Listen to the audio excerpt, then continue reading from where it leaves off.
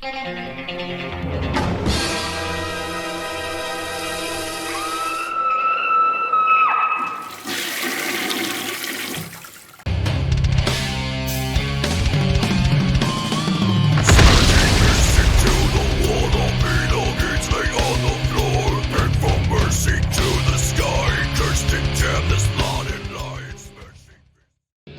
up everyone, Thralls here once again. I'm the Croc Nick and I have an album review for you. Once again, this one is brought to us courtesy of our buddies at Screaming Toilet. Again, fun site full of all sorts of pop culture centric reviews. Tons of stuff relating to movies, music, there's podcasts, collectibles. Definitely check out the site. There will be a link below in the description. So today I am reviewing the newest offering from Arroganz with their new album, Morsus. This came out the 2nd of October this year on Supreme Chaos Records. This is the band's 5th album. They are from Germany, and I really don't know very much about them other than they play a very interesting style of black and death metal. And outside of the 5 full lengths, they do have one solo EP and a split they did with Reckless Manslaughter, Obscure Infinity, and Lifeless. All bands which I am very familiar with because I like a lot of old school death metal, and that's exactly what those guys play. So these guys kind of stood out a little bit. This is a really interesting listen, and it kind of moves in, like, I guess movements, or at least sections of the album that seem to labor one particular part of their style. Once you get past the intro, which is creepy, chanty, loads of like distorted kind of static filtered vocals, you get the title track, which opens up with the funkiest bass line I think I've heard in a black and death metal band ever. It really just cuts through the mix, and the bass work on this album is awesome. The bass is very prominent. Everything else sounds really great too, like the guitars are particularly thick and chunky, and the drums definitely cut through the mix, but this bass is a standout on the entire album just in terms of how they craft really cool melodies and kind of unique melodies. Now I would say probably about the first third of this album really labors dissonance. Take a shot. It's steeped in atmosphere, it is gloomy, it's depressive.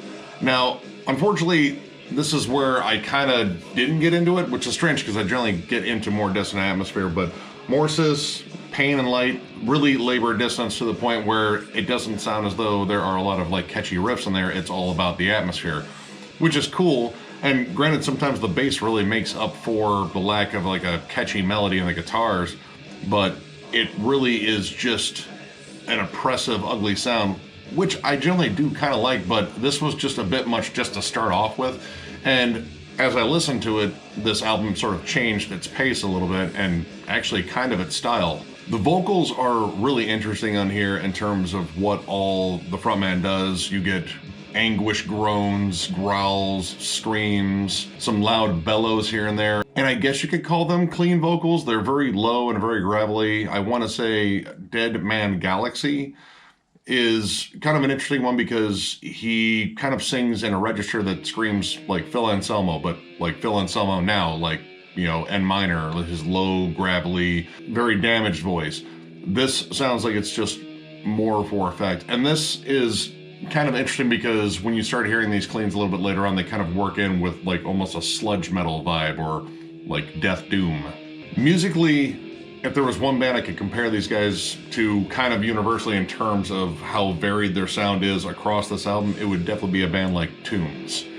They kind of walk this line between death metal and then sludge metal, black metal.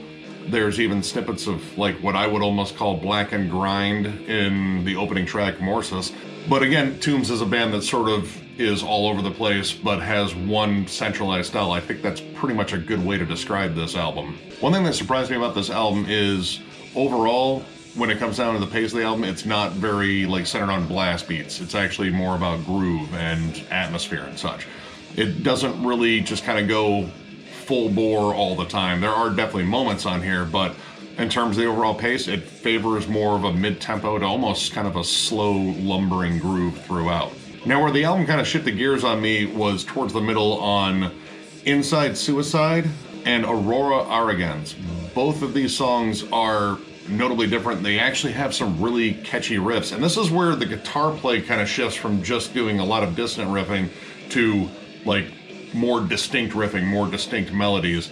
These songs are groove-laden. They have their own kind of odd hooks to them. And the drum work on these songs, it gets definitely more interesting. There's more cymbal accents that are kind of strange. And the guitar and bass interplay, I think, gets really good. Sometimes there's like songs where you think it just won't work. Like Aurora Arroganz, it opens up and it kind of just sounds like someone that's just kind of warming up their guitar a bit. It doesn't sound like a distinct melody. But then the bass line comes in and it blends in pretty well, and it just turns into this odd hook. It's almost kind of like an extra sludgy blackened Gojira song to an extent. And this is where you start seeing more of a shift towards death metal. Sick People Die, Next Level Satan, which I absolutely love that title. That's absolutely great. 553 and Praise Death Equals Feast Life.